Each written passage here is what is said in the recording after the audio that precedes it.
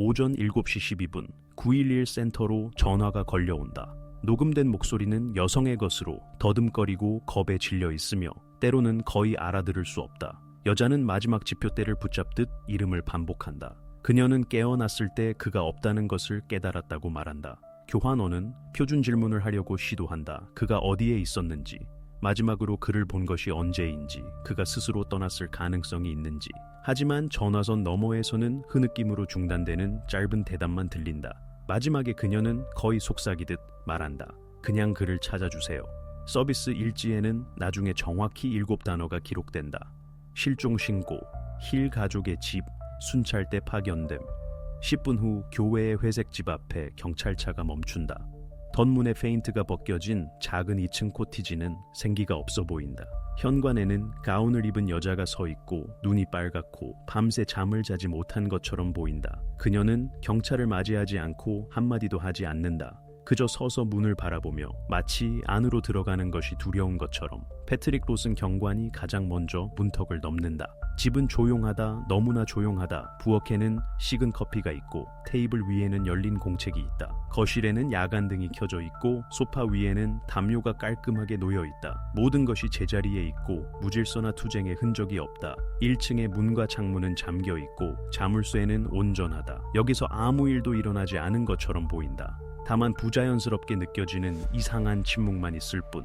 로스는 2층으로 올라간다. 좁은 복도에서 세제와 오래된 가구 냄새가 난다. 그는 방 안으로 들어가는데 인테리어로 봐서 10대의 방인 것 같다.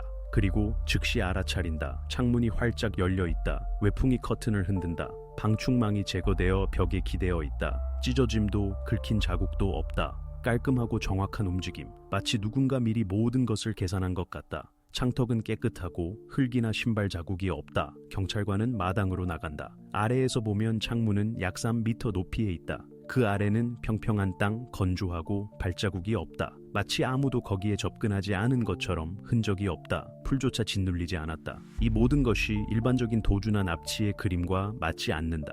보통 이런 경우에는 흔적, 혼돈, 흩어진 물건들이 남는다. 여기는 모든 것이 일부러 차분해 보인다. 그는 방으로 돌아간다. 침대는 평평하고 마치 사람이 그냥 일어나서 떠난 것 같다. 침대 옆 탁재는 전화기, 시계, 지갑, 매일 사용하는 모든 것들이 있다. 채킷조차 의자에 걸려 있다. 한 물건도 사라지지 않았다. 이것은 사람이 떠날 준비를 하는 경우와 같지 않다. 로스는 감식반과 당직 그룹을 호출한다. 기다리는 동안 어머니와 이야기한다. 그녀는 자정 무렵에 잠자리에 들었고 아침에 그에게 갔을 때 창문이 이미 열려 있었다고 말한다. 아무것도 듣지 못했고 외풍조차 없었다. 집에 경보기가 없고 카메라도 설치되지 않았다. 이웃들도 같은 말을 한다. 밤은 조용했고 아무도 오지 않았고 개들이 짖지 않았다. 가장 가까운 교차로에 유일한 카메라가 있다. 상점 앞에. 하지만 그것은 다른 방향, 고속도로 쪽을 향하고 있다. 감식반이 도착하면 표준 검사를 실시한다. 자물쇠, 문 손잡이, 걸레바디, 신발 자국을 확인한다. 의심스러운 것은 없다. 단지 그 창문과 거의 보석공의 정확성으로 제거된 방충망만 있을 뿐. 경관은 보고서에 기록한다. 침입 가능성 배제됨. 창문은 안쪽에서 열림. 원인 미확인. 집 주변에는 추가 순찰대, 수색대, 경찰견이 모인다. 주변을 봉쇄하고 집을 봉인한다. 카터의 어머니는 진술을 위해 경찰서로 이송된다. 뉴스에는 아직 침묵이다. 하지만 부서 내부에서는 이미 이해한다. 이 사건은 단순하지 않다. 이런 실종은 그냥 일어나지 않는다. 침입 흔적이 없고 집안의 모든 것이 너무 차분해 보일 때. 이것은 누군가 모든 것을 신중하게 계획했다는 것을 의미한다. 그리고 창문이 안쪽에서 열렸다면 이것은 이 집을 알고 있던 누군가의 배후에 있었다는 것을 의미한다. 여기서 편안하게 느낀 누군가. 이렇게 조사가 시작되었는데 처음에는 평범해 보였다. 하지만 바로 이 아침, 바로 이 전화, 그리고 이 깔끔하게 제거된 창문이 단순한 실종보다 훨씬 더 복잡하고 어두운 것을 숨기고 있던 이야기의 첫 번째 균열이 되었다. 힐 가족의 집은 도시 외곽, 거의 숲의 경계에 있었다. 그 지역에 수백 채가 있는 평범한 2층 코티지, 흰색 외관, 작은 베란다, 영원히 깎이지 않은 잔디가 있는 정원. 밖에서는 모든 것이 차분해 보였다. 수사 보고서에는 이렇게 기록되었다. 거주자 3명, 부부 존과 마사 힐, 그들의 아들 카터. 존은 집에서 일했다. 서류상으로는 프로그래머, 계약직. 그는 거의 부지를 떠나지 않았고 일주일에 한 번 장을 보러 갔고 나머지 시간에는 컴퓨터 앞에서 헤드폰을 끼고 늦은 밤까지. 이웃들은 그를 거리에서조차 거의 보지 못했다고 말했다. 때때로 저녁에 2층 창문에서 차가운 모니터 불빛이 깜빡였다. 안에 누군가 있다는 유일한 신호. 마사는 집안일을 했다. 증언에 따르면 조용하고 내성적인 여자, 나쁜 습관이 없었다. 집을 철저하게 돌보았다. 항상 깨끗하고 질서가 완벽했다. 그녀는 거의 마당 밖으로 나가지 않았다. 이웃 중 한 명은 2년 동안 그녀를 몇 번만 봤다고 말했다. 쓰레기를 버릴 때나 화단에 물을 줄 때. 그녀에게는 가까운 친구가 없었다. 전화도 손님도 없었다. 식료품을 배달하는 택배기사들조차 문을 몇 센티미터만 열어서 봉지만 받을 정도라고 말했다. 카터는 원격 프로그램으로 공부했다. 재택교육, 공식적으로 의료상의 이유로. 교사들은 그를 온라인 수업에서만 봤고 그것도 항상은 아니었다. 학교 보고서에는 어머니가 종종 그의 이름으로 결석을 설명하는 글을 썼다고 나와 있다. 사회복지기관은 개입하지 않았다. 가족은 빚이나 불만 없이 번영해 보였다. 힐 가족은 2년 전에 여기로 이사했다. 주변에서 정확히 어디에서 왔는지 아는 사람이 없었다. 등록에는 이웃주라고 표시되어 있지만 이전 연락처는 남아있지 않다. 친척도 지인도 없다. 그들의 세계를 제외한 전화번호는 데이터베이스에 없다. 은행 계좌, 남편 이름으로. 모든 것이 깨끗하고 공식적이며 이상한 점이 없다. 하지만 세부 사항에서는 차가움과 내성적임이 있다. 경찰이 이웃들을 신문하기 시작했을 때 한 가지가 분명해졌다. 아무도 이 집에 누가 사는지 제대로 알지 못했다. 맞은편 부지의 한 남자가 말했다. 그들은 아무와도 대화하지 않았습니다. 축제도 대화도 없었습니다. 마치 그들이 전혀 존재하지 않는 것 같았습니다. 다른 사람들도 같은 것을 확인했다. 2년 동안 그들에게 단 한 사람도 오지 않았다. 친척도 친구도 없다. 우편 배달부조차 그들을 위한 편지가 드물게 오고 항상 청구서만 온다고 말했다. 더 이상 신문할 사람이 없었다. 주변에는 몇 개의 빈 부지, 몇 채의 버려진 집, 그리고 숲으로 이어지는 도로가 있다. 가장 가까운 상점은 1km 떨어져 있다. 거리에 카메라가 없다. 이웃들은 본질적으로 우연한 목격자들이며 아무것도 모른다. 수사관들은 보고서에 언급했다. 힐 가족은 사회적으로 고립되어 있음, 외부 환경과의 접촉이 최소한, 의사소통은 집안의 범위로 제한됨. 전자활동을 분석했을 때 부부의 전화기는 업무 통화와 드문 주문에만 사용되었다는 것이 밝혀졌다. 메신저에 대화가 없고 사진도 소셜 네트워크도 없다. 인터넷에서 그들은 존재하지 않는 것 같았다. 이런 생활 방식은 우려스러웠다. 모든 단계가 예측 가능한 폐쇄된 공간에서 한 사람의 실종은 거의 불가능한 사건이다. 여기서는 모든 것이 보인다. 모든 소리, 모든 움직임. 사소한 것조차 눈에 띈다. 그리고 바로 그 때문에 카터의 실종은 특히 이상해 보였다. 이런 가족에서는 우연이 거의 없다. 모든 것이 일정에 종속되고 모든 것이 통제된다. 따라서 수사관들은 빠르게 이해했다. 이 집에서 누군가 사라졌다면 다른 누군가가 이것에 손을 댔다는 것을. 그리고 이 누군가는 거의 확실히 안에서. 공식 데이터에 따르면 힐 가족 집에서 마지막으로 확인된 활동은 10월 14일 저녁에 있었다. 21시에 마사는 카터를 재웠다고 진술했다. 모든 것이 평온하게 진행되었다. 그는 이를 닫고 태블릿으로 몇 분간 비디오를 보고 불을 껐다. 평범하고 특별할 것 없는 저녁. 21시 30분에 존이 위층으로 올라가서 그의 방문을 열고 그가 자고 있는지 확인한 후 조용히 사무실로 돌아갔다. 그 후 그는 새벽 2시까지 거기서 나오지 않았다고 주장한다. 0시 5분에 마사의 말에 따르면 그녀는 남편의 침실을 들여다봤지만 그를 괴롭히지 않았다. 그녀 자신은 자정 무렵에 잠자리에 들었다. 그리고 아침 7시에 일어났을 때 카터가 방에 없다는 것을 깨달았다. 이 시간 표시는 전체 수사의 기초가 되었다. 수사관들은 기록했다. 21시 30분과 0시 7시 사이의 간격 9시간 30분. 이 시간 동안 아무도 집에 들어오거나 나가지 않았다. 모든 문이 안쪽에서 잠겨 있고 창문이 잠겨 있는데 하나를 제외하고 카터의 침실에 있는 것.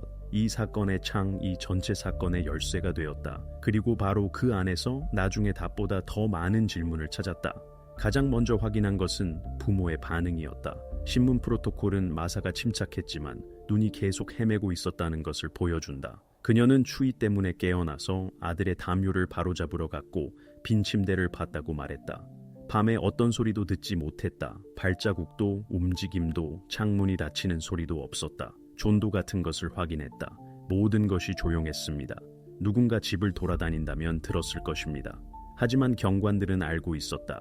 이 집의 나무 바닥은 고양이 밑에서도 삐걱거렸다. 계단에서의 어떤 움직임도 1층 전체에 메아리 쳤다. 그리고 둘 다 정말로 아무것도 듣지 못했다면 이것은 한 가지를 의미했다. 방에 들어간 사람은 매우 조심스럽게 움직였다. 아니면 전혀 아무도 들어가지 않았다. 더 나아가 개.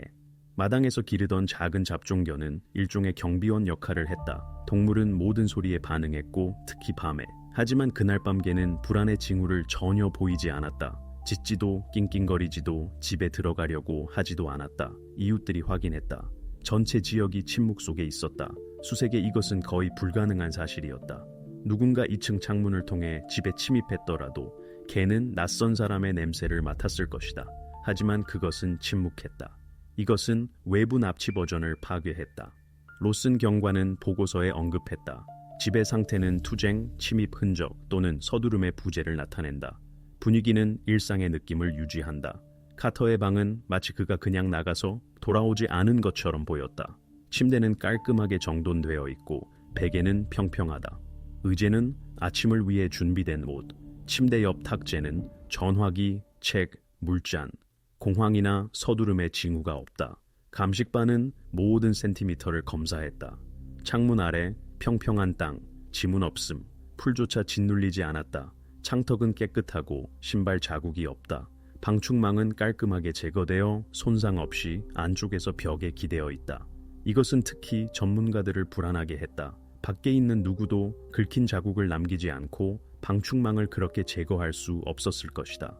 모든 것이 창문이 안쪽에서 열렸다는 것을 가리켰다. 조는 밤에 프로젝트를 작업했다고 말했다.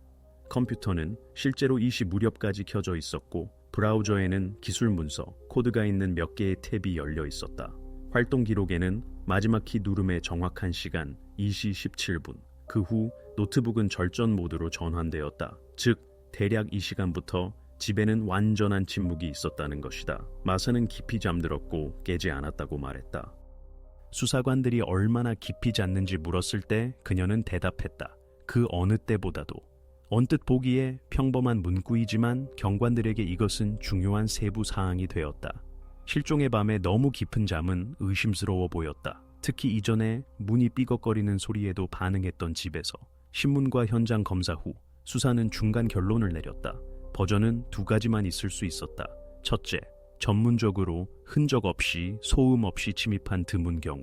이런 옵션은 민간주택, 특히 지방에서는 거의 발생하지 않는다. 둘째, 연출. 안에서 누군가 다른 사실을 숨기기 위해 실종의 외관을 만들었다. 모든 세부 사항을 확인한 후 수사관들은 점점 더 두 번째 버전으로 기울었다. 왜냐하면 가장 조용한 도난조차 흔적을 남기기 때문이다. 가장 경험 많은 납치범조차 그렇게 깔끔하게 행동할 수 없었을 것이다. 그런데 여기서는 모든 것이 단순히 깔끔해 보이는 것이 아니라 완벽했다. 이 완벽함은 무서웠다. 흔적이 전혀 없을 때 이것은 누군가 신중하게 그것들을 제거했다는 것을 의미한다. 집이 완벽하게 깨끗할 때 이것은 누군가 검사를 준비했다는 것을 의미한다. 그리고 그때 실종은 우연이 아니게 된다. 그것은 시나리오가 된다. 계획되고 일관되고 찾으러 오는 모든 사람을 혼란스럽게 하도록 계산된. 그리고 수사관들이 이것을 이해한 그 순간 수사는 실종에 관한 이야기가 아니게 되었다. 그것은 훨씬 더 차갑고 계획된 것에 관한 사건이 되었다. 카터의 방 검사는 이른 아침에 시작되었고 장소를 봉쇄한 직후였다. 감식반은 방법론적으로 행동했고 프로토콜의 모든 단계를 준수했다. 시각 검사, 가구 고정, 모든 세부 사항의 사진 고정, 베개의 위치에서 커튼의 방향까지. 처음에는 모든 것이 극도로 평범해 보였다. 침대 옆 탁재는 깔끔하게 접힌 책, 테이블에는 연필과 공책, 투쟁, 무질서 또는 공황의 징후가 없다. 모든 것이 너무 차분해서 그것 자체가 불안하게 만들기 시작했다. 전문가들은 알고 있었다. 완벽한 질서는 종종 혼돈보다 더 위험하다. 사람이 사라지면 방은 보통 일어나는 일의 거울이 된다. 무언가를 떨어뜨리고 서두르고 투쟁한다. 여기서는 서두름을 나타내는 것이 없었다. 침대에 이불조차 쓰러진 것이 아니라 깔끔하게 펴진 것처럼 보였다. 이것은 아이가 그냥 밤에 사라졌다고 주장하는 가족의 행동과 맞지 않았다. 마치 누군가 의식적으로 평온의 그림을 만든 것 같았다. 전문가가 손전등을 들고 침대 옆에 앉았을 때 빛의 광선이 거의 보이지 않는 종이 모서리를 찾아냈다. 그것은 프레임 아래에서 다리와 벽 사이의 틈새에서 내다보고 있었다. 종이는 황변되어 있고 두꺼우며 가장자리가 고르지 않았다. 손상되지 않도록 핀셋으로 조심스럽게 꺼냈다. 그 위에 그림. 언뜻 보기에 이상한 것은 없었다. 전형적인 아이의 작품. 단순한 선, 고르지 않은 비율, 집 앞의 새 인물. 하지만 시트를 완전히 펼쳤을 때 이것이 단순히 무해한 그림이 아니라는 것이 분명해졌다. 두 인물, 어른, 남자와 여자 나란히 서서 웃고 있었다. 셋째, 크기가 작은 것은 약간 떨어져 있었고 빨간 선으로 가로질러져 있었다. 칠해진 것이 아니라 바로 가로질러진 것이다. 거칠게, 마치 의도적으로 나머지와 분리된 것처럼. 이것이 방에 정말로 침묵이 걸린 첫 번째 순간이었다. 증거는 다양하다. 생물학적, 물질적, 디지털. 하지만 이 그림과 같은 것들은 다른 긴장감을 만든다. 그것들은 사실이 아니라 분위기로 말한다. 그 안에서 누군가의 손, 누군가의 의도가 느껴진다. 포렌식이 사진을 찍고 발견물의 좌표를 표시하고 그림을 별도의 봉투에 넣었다. 마사는 그것을 꺼내는 것을 보고 창백해졌다. 조는 반대로 표정 없이 보았다. 수사관이 이 그림을 알아보느냐고 물었을 때 대답은 거의 동시에 나왔다. 아니요, 우리에게는 이것이 결코 없었습니다. 명확한 질문에 아마도 이것은 카터의 오래된 작품인가? 마사가 고개를 저었다. 아니요, 그는 완전히 다른 필체를 가지고 있습니다. 그리고 그는 이런 것을 그리지 않았습니다. 전문가들은 종이를 그의 책상에서 발견된 다른 그림들과 비교했다. 차이는 분명했다. 스타일, 획, 연필조차 다른 것이었다. 종이는 더 거칠고 황변되어 있으며 마치 수년간 누워 있었던 것처럼 뒷면에는 약한 접착제 흔적, 마치 한때 시트가 벽에 붙어 있었던 것 같다. 이것이 열쇠가 되었다. 그림이 카터의 것이 아니고 부모가 그것을 알아보지 못한다면 유일한 옵션만 남았다. 그것은 가족이 집으로 이사하기 전에 여기에 나타났다. 즉, 방은 아무도 몰랐던 역사를 간직하고 있었다. 나중에 감식반은 종이가 실제로 오래되었다는 것을 확인했다. 섬유 분석은 보여주었다. 90년대 말 이후에 생산되지 않았다. 그 당시 카터는 태어나지도 않았다. 이 발견은 수사의 방향을 바꾸었다. 이제 실종은 고립되어 고려될 수 없었다. 모든 것이 일어난 집은 단순히 장소가 아니게 되었다. 그것은 수수께끼의 일부가 되었다. 수사관들이 부동산 거래 기록을 확인했을 때 이전에 이 집이 다른 가족에 속했다는 것이 밝혀졌다. 기록은 단편적이었다.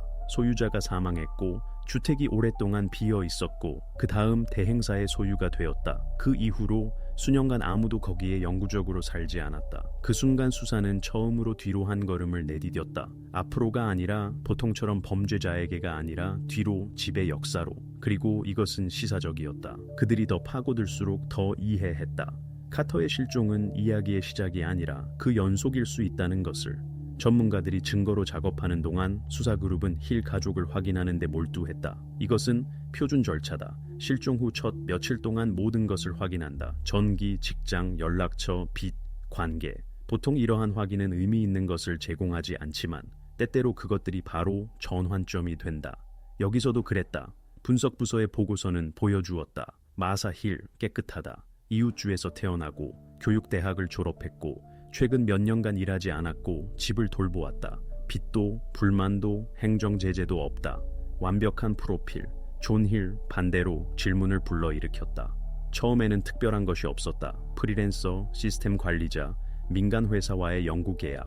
하지만 세밀한 확인에서 90년대 말에 기록 문서가 나타났다. 공식적으로 그것은 기밀이었지만 수사그룹의 요청이 접근을 주었다. 사법기록 항목에는 짧고 거의 구별할 수 없는 줄이 있었다.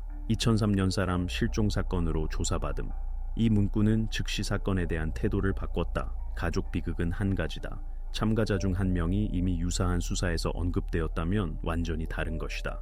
수사관들은 기록부서를 통해 오래된 사건을 요청했다. 배달에 이틀이 걸렸다. 상자가 마침내 도착했을 때 표지는 마치 수년간 아무도 만지지 않은 것처럼 보였다. 먼지, 황변된 라벨, 바램 번호, 첫 페이지에 제목 에밀리 힐 실종 9세 레이크뷰 지구 2003년 10월. 이 기록은 전체 수사 과정을 뒤집었다. 실종자는 그의 여동생이었다. 사건 자료에 따르면 그녀는 흔적 없이 사라졌고 그들의 가족 집의 침실에서 바로 20년 후 새로운 실종의 장소가 된 바로 그 집. 우연은 우연이기에는 너무 정확해 보였다. 기록 사건은 짧았다. 몇 개의 프로토콜, 몇 개의 신문 기사와 사진들. 그중 하나에는 벗겨진 회반죽과 좁은 창문이 있는 오래된 외관, 아래 서명, 에밀리 힐이 마지막으로 목격된 장소. 집은 지금 존, 마사, 카터가 사는 바로 그 집이었다. 사건 자료에는 지금과 같은 세부 사항들이 있었다. 침입 흔적이 없고 창문이 온전하며 개가 반응하지 않았다. 방 설명조차 거의 단어 하나하나가 일치했다. 창가의 침대, 책상, 깔끔하게 접힌 공책들. 이제 이 모든 것이 우연이 아니라 불길한 반복 패턴처럼 보였다. 존은 그때 10대였고 공식적으로 사건에 관련되지 않았다. 그의 신문은 1시간도 안 걸렸다. 경관의 보고서에는 적혀 있었다. 증언이 안정적이고 모순이 발견되지 않음, 실종 당시 지하실에 있었음. 그 후 사건은 천천히 사그라들었고 1년 후 증거 부족으로 종결되었다. 레이놀즈 수사관이 기록을 다시 읽었을 때 그는 집의 이전 소유자의 주소에 주목했다. 힐, 조셉. 이것은 존의 아버지였다. 그는 2012년에 사망했고 집은 아들에게 상속되었다. 따라서 존이 가족과 함께 2년 전에 거기로 이사했을 때 그는 단순히 집으로 돌아간 것이다. 한때 그의 여동생이 사라진 바로 그 집으로. 이 단계에서 수사는 방향을 바꿨다. 카터의 실종은 더 이상 고립된 사건으로 고려되지 않았다. 이제 이것은 한때 이미 이곳에서 일어났던 오래된 이야기의 반복처럼 보였다. 수석 수사관은 내부 회의에서 직접 말했다. 역사는 우연히 반복되지 않는다. 그것은 다치지 않은 죄책감이 남아있는 곳에서 반복된다. 존을 반복 신문에 소환했다. 공식적으로 오래된 사건의 세부 사항을 명확히 하기 위해, 비공식적으로 반응을 확인하기 위해 그에게 여동생의 오래된 사진을 보여주었을 때 그는 오랫동안 보고 아무 말도 하지 않았다. 단지 언급했다. 나는 거기로 돌아가고 싶지 않았습니다. 이것은 마사의 결정입니다. 이 순간부터 그의 지위가 바뀌었다. 공식적으로 그는 여전히 증인으로 등록되어 있었지만 사실상 첫 번째 용의자가 되었다. 공식적으로 이것에 대해 발표하지 않았지만 부서 내부에서 모두가 이해했다. 두 번의 실종이 한 집에서, 한 성 아래에서, 그리고 20년의 차이를 두고 일어났다면 실은 두 번 모두 그 자리에 있었던 사람에게로 이어진다. 그래서 수사는 처음으로 초점을 얻었다. 실종은 얼굴 없는 수수께끼가 아니게 되었다. 이제 이야기의 중심에 사람이 나타났다. 그리고 이 사람은 아버지 자신이다. 기록에서 에밀리 힐에 대한 언급을 찾은 후 수사그룹은 집에 반복적이고 이미 확장된 수색에 대한 영장을 받았다. 목표가 바뀌었다. 이제 이것은 단순히 카터를 찾는 것이 아니라 20년 전의 실종과의 가능한 연결을 확인하는 것이었다. 집은 일상생활의 흔적보다 더 많은 것을 간직하고 있는 것 같았다. 그것은 그 자체로 관심의 대상이 되었다. 마치 안에 아무도 전에 도달하지 못한 오래된 비밀의 흔적이 남아있을 수 있는 것처럼. 수색은 아침에 시작되었다. 전문가들은 천천히 체계적으로 다락방에서 시작하여 내려갔다. 리프트, 스캐너, 램프, 모든 것이 표준 모드로 작동했고 경관 중 한 명이 지하실로 내려갈 때까지. 거기서 도구와 상자가 있는 선반 뒤에 그는 거의 벽과 섞인 좁은 나무 문을 발견했다. 경첩은 녹슬었고 자물쇠에는 두꺼운 먼지층. 문은 마치 잊혀진 오래된 구조의 요소처럼 보였다. 하지만 이상한 점은 다른 것에 있었다. 그것은 안쪽에서 잠겨 있었다. 경관들이 존에게 그것에 대해 물었을 때 그는 급격하게 반응했다. 이 문이 항상 닫혀 있었고 열쇠는 오래전에 잃어버렸다고 말했다. 그의 말에 따르면 그 뒤에는 중요한 것이 없다. 그의 아버지가 한때 못질한 오래된 방. 하지만 억양은 불확실성을 드러냈다. 말들은 미리 준비된 대답처럼 들렸다. 수사관들은 이것을 즉시 알아챘다. 열기로 결정했다. 자물쇠를 그라인더로 잘랐다. 문이 열렸을 때 습기 냄새가 거의 물리적으로 쳤다. 안의 공기는 빽빽했고 마치 문 뒤에 수십 년간 움직임이 없었던 것 같았다. 손전등의 광선이 어둠에서 가구의 윤곽을 찾아냈고 분명해졌다. 이것은 기술 공간이 아니었다. 그들 앞에 거의 완전한 방이 열렸다. 벽은 연한 분홍색이고 곳곳에 벗겨진 페인트가 있으며 창턱에는 바렌 커튼이 공기 흐름에서 거의 흔들리지 않는다. 바닥에는 인형 의자, 모서리에 금이 간 오래된 거울, 모든 것이 먼지로 덮여 있고 마치 2000년대 초부터 아무도 만지지 않은 박물관 전시처럼. 이것은 시간에 얼어붙은 어린이 방이었다. 벽에는 수십 개의 그림, 종이가 황변되었지만 윤곽은 여전히 구별된다. 같은 낙서, 같은 방식, 침대 아래에서 발견된 그림과 같다. 단순한 이미지, 집, 태양, 인물. 단지 각 그림에서 한 세부 사항이 반복되었다. 항상 세 사람이 있었고 그중 한 명은 따로 서 있었다. 때로는 빨간 선으로 둘러싸여 있고 때로는 가로질러져 있다. 필체는 알아볼 수 있었다. 이것은 같은 저자였고 그의 작품을 카터의 방에서 찾았다. 감식반은 조심스럽게 벽에서 그림들을 제거하고 각각 따로 포장했다. 종이층 아래에서 비문을 찾았다. 분필로 회반죽에 직접 에밀리. 필체는 어린아이 같고 불확실하며 글자가 흐릿하다. 서명은 추측의 마침표를 찍었다. 이것은 그녀의 방이었다. 방은 마치 누군가 실종 후 그것을 단순히 닫은 것이 아니라 의식적으로 원래 상태로 보존한 것처럼 보였다. 먼지가 모든 것을 균일한 층으로 덮었고 선반에는 오래된 책, 부드러운 장난감, 서랍에 깔끔하게 접힌 옷이 남아 있었다. 침대조차 정돈되어 있었다. 침대 옆 탁재는 유리꽃병에 마른 꽃이 놓여 있었다. 모든 것이 마치 방의 주인이 잠시 나가서 돌아오지 않은 것처럼 보였다. 수사관들은 주목했다. 수리의 흔적도 간섭도 없다. 존은 아버지가 죽은 이후로 거기에 들어가지 않았다고 주장했다. 하지만 전문가들은 훨씬 나중에 남겨진 지문을 발견했다. 최소 2~3년 전. 이것은 누군가 여전히 들어갔다는 것을 의미했다. 예비 열쇠가 어디에 숨겨져 있는지 알고 있었고 그것에 대해 알리고 싶지 않았던 누군가. 경찰에게 이것은 사건의 가장 강력한 감정적 순간 중 하나가 되었다. 왜냐하면 그들은 처음으로 단순한 증거가 아니라 이 집에서 시간이 멈췄다는 물질적 상기를 받았기 때문이다. 누군가 의식적으로 과거를 보존했고 마치 그것이 사라지는 것을 원하지 않는 것처럼. 전문가들의 공식 결론은 간결했다. 하층의 방은 에밀리 힐의 방으로 확인됨. 최근 몇 년간 외부인의 체류 흔적이 기록되지 않음.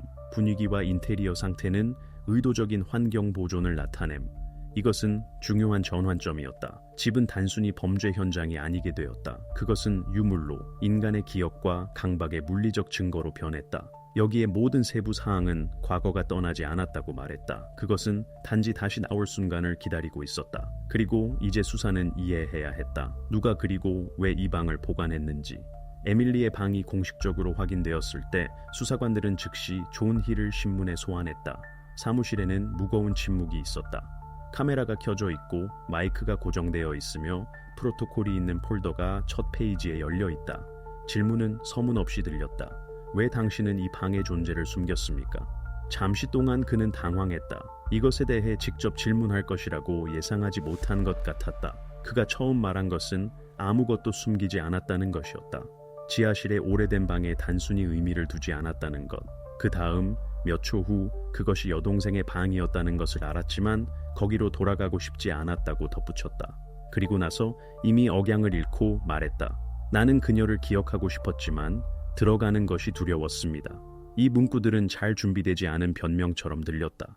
마치 그가 올바른 말을 찾으려고 했지만 진실한 것은 아니었던 것처럼. 수사관은 이것을 즉시 알아챘다. 새로운 질문마다 존은 점점 더 혼란스러워했다. 그는 때로는 방이 아버지에 의해 봉인되어 거기에 접근할 수 없었다고 말했고 때로는 먼지를 치우기 위해 거기에 단 한 번 들어갔다고 주장했다. 그의 말에는 일관성이 없었다. 그는 피로, 스트레스, 불안으로 모순을 설명했다. 하지만 경험 많은 수사관들은 보았다. 이것은 스트레스가 아니다. 이것은 사람이 어떤 버전을 선택해야 설득력 있게 보일지 모를 때의 전형적인 내부 불일치다. 신문 프로토콜에는 수사관의 손으로 작성된 짧은 메모가 있다. 눈 접촉을 피하고 왼쪽을 보며 손이 테이블 아래. 전문가들에게 이러한 세부 사항은 의미가 있다. 이것은 단순한 관찰이 아니다. 이것은 거짓에 기록된 물리적 표현이다. 이 신문 후 두 번째 측면을 확인하기로 결정했다. 사라 힐. 그녀는 같은 날 소환되었다. 그녀는 침착하게 왔고 변호사 없이 억제되어 있었고 깔끔하게 옷을 입었고 조용히 말했다. 수사관은 간단한 것부터 시작했다.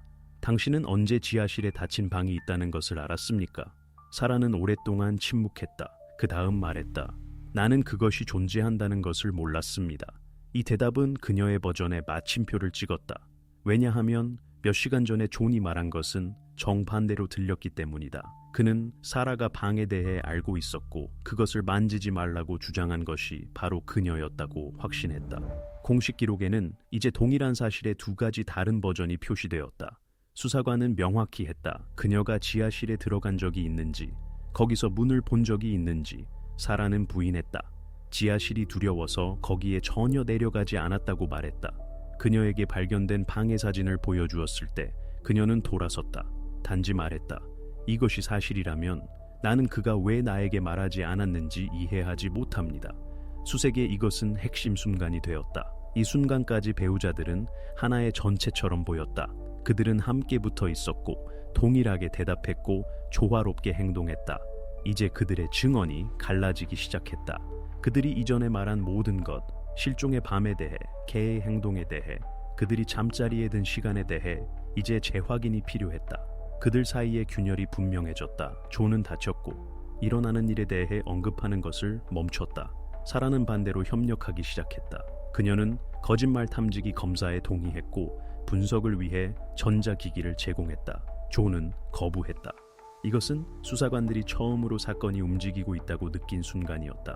이전까지는 모든 것이 얼어붙은 것처럼 보였다. 사실 증거, 증언이 전체 그림에 맞지 않았다. 이제 그들의 버전이 갈라졌을 때 역동성이 나타났다. 하나의 거짓말이 다른 것을 밀어내기 시작했다. 공식 보고서는 이것을 간결하게 기록했다. 배우자의 증언이 일치하지 않음, 남편의 버전은 일관성이 없음, 아내의 버전은 이전에 제공된 가족의 증언과 모순됨, 당사자 간 높은 수준의 감정적 긴장이 관찰됨. 수색의 이것은 한 가지를 의미했다. 그들이 처음부터 유지했던 공동 전선이 균열을 보였다. 그리고 바로 이 균열에서 그날 밤 무슨 일이 일어났는지에 대한 답이 숨겨져 있을 수 있었다. 수색 넷째 날, 무언가를 찾을 희망이 이미 빠져나가는 것처럼 보일 때 자원봉사자 그룹이 이상한 물건을 발견했다. 그때까지 숲은 앞뒤로 수색되었다. 개들이 피곤했고 드론이 결과 없이 돌았고 수색 사각형의 좌표가 이미 반복되기 시작했다. 그리고 갑자기 경사면에서 오래된 시냇가에서 떨어진 가지들 사이에서 누군가 땅에서 약간 튀어나온 플라스틱 모서리를 발견했다. 이것은 작은 런치박스였다. 어린이용 음식 용기, 흙과 젖은 잎으로 덮여 있었다. 뚜껑이 흙으로 붙어 있었지만 긁힌 자국을 통해 여전히 바렌 스티커를 읽을 수 있었다. 만화 동물들, 윤곽만 남아 있었다. 언뜻 보기에 특별한 것은 없었다. 이런 것들은 수백 개를 찾을 수 있다. 하지만 뚜껑의 비문이 모두를 얼어붙게 했다. 거기에 고르지 않게 볼펜으로 이름이 쓰여 있었다. 카터. 상자를 조심스럽게 봉투에 넣고 감식반을 불렀다. 그것을 열었을 때 안에는 카터의 개인 물품이 있었다. 고무 팔찌, 글자 C가 있는 열쇠고리, 작은 열쇠와 냅킨, 그 위에 검은 잉크로 쓰여 있었다. 나는 기억한다. 모든 것이 마치 누군가 특별히 이 물건들을 선택한 것처럼 보였다. 단순히 우연한 쓰레기가 아니라 버려진 소품이 아니라 누군가의 기억의 상징을 조심스럽게 모은 것. 하지만 2층 아래 용기의 바닥에는 다른 물건이 있었다. 오래되고 시간에 다른 부드러운 표지의 노트, 첫 페이지에 지워진 비문, 에밀리 힐 2003. 습기로 인해 페이지의 가장자리가 약간 부풀었지만 글자는 여전히 읽을 수 있었다. 이 순간이 전환점이 되었다. 왜냐하면 이제 20년으로 나뉜 두 사건이 단순히 성으로가 아니라 물리적 증거로 연결되었기 때문이다. 에밀리의 일기와 카터의 물건, 한 곳에서 한 상자에서. 수색의 이것은 충격이었다. 이런 우연은 일어나지 않는다. 이것은 자연의 발견이 아니고 우연한 쓰레기가 아니다. 이것은 행위다. 의식적이고 계산된 첫 추측들이 하나씩 날아갔다. 작전 중 한 명은 일기가 우연히 동물들에 의해 파헤쳐졌거나 물이 지하실에서 숲으로 씻겨 내려갔을 것이라고 추측했다. 하지만 노트의 상태는 이 버전을 반박했다. 그것은 건조하고 깨끗했으며 오랫동안 땅에 있었던 흔적이 없었다. 즉, 그것은 최근에 던져진 것이었다. 그리고 수색자들이 정확히 찾도록 계산하여 그렇게 했다. 상자가 놓인 장소도 우연히 선택되지 않았다. 이것은 힐의 집에서 500m 떨어진 숲의 오래된 구역으로 거기에 거의 아무도 가지 않았다. 지도에 표시되지 않은 길이지만 집 2층 테라스에서 나무 사이의 틈을 통해 보인다. 즉, 상자를 놓은 사람은 지형을 알고 있었다. 그리고 아마도 멀리서 수색을 관찰했을 것이다. 감식반은 또 다른 세부 사항을 언급했다. 용기의 뚜껑은 단순히 닫힌 것이 아니다. 걸쇠가 닫혀 있었고 마치 여러 번 열었던 것처럼. 즉, 누군가 이 상자를 만지작거렸고 물건들을 옮겼다. 즉, 그 내용의 구성은 우연이 아니라 신중하게 생각된 메시지다. 그리고 여기서 수사는 두 가지 해석 라인을 얻었다. 첫째, 이것은 조작 시도, 사건을 혼란스럽게 하기 위한 증거 던지기. 둘째, 경찰이 과거를 보도록 원했던 누군가에 의한 상징적 제스처. 두 번째 버전을 지지하는 것은 발견물이 어떻게 정리되었는지였다. 안에 모든 것이 깔끔하게 접혀 있고 서두름의 흔적이 없다. 냅킨조차 반으로 접혀 있고 마치 누군가 텍스트가 보존되도록 신경 쓴 것처럼. 공식 보고서에서 발견 순간은 거의 건조하게 설명되었다. 스티커가 있는 파란색 플라스틱 용기 발견됨, 안에 카터 힐에게 속한 것으로 확인된 개인 사용 물품, 물품 아래에서 2003년으로 날짜가 표시된 종이 노트 발견됨, 서명 에밀리 힐, 출처 확인 중. 하지만 수사관들에게 이것은 단순한 보고서가 아니었다. 이것은 전환점이었다. 한 사람을 찾으려는 시도에서 완전히 다른 것을 찾아야 한다는 깨달음으로. 이것은 두 개의 별도 사건이 아니라 시간에 걸쳐 늘어난 하나라는 것을, 그리고 바로 이 순간이 합리적인 것이 설명할 수 없는 것과 충돌하기 시작한 지점이 되었다. 왜냐하면 20년간 누워있던 일기가 갑자기 새로운 실종자를 수색하는 곳에 나타나기 때문이다. 그리고 이것은 우연으로 설명될 수 없다.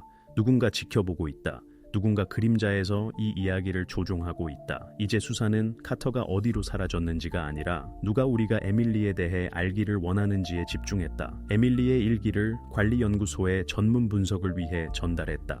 여러 전문가가 동시에 그것을 연구했다. 필체학자, 심리학자, 종이의 물리화학적 분석 전문가. 작업은 조심스럽게 진행되었다. 한 장씩 확대경 아래에서 지문이나 미세 입자조차 모든 흔적을 보존하기 위해. 하지만 가장 중요한 관심은 내용에 주어졌다. 왜냐하면 텍스트는 단순한 단어가 아니다. 이것은 사람의 상태, 그의 생각, 두려움, 의도다. 일기의 전반부는 무해해 보였다.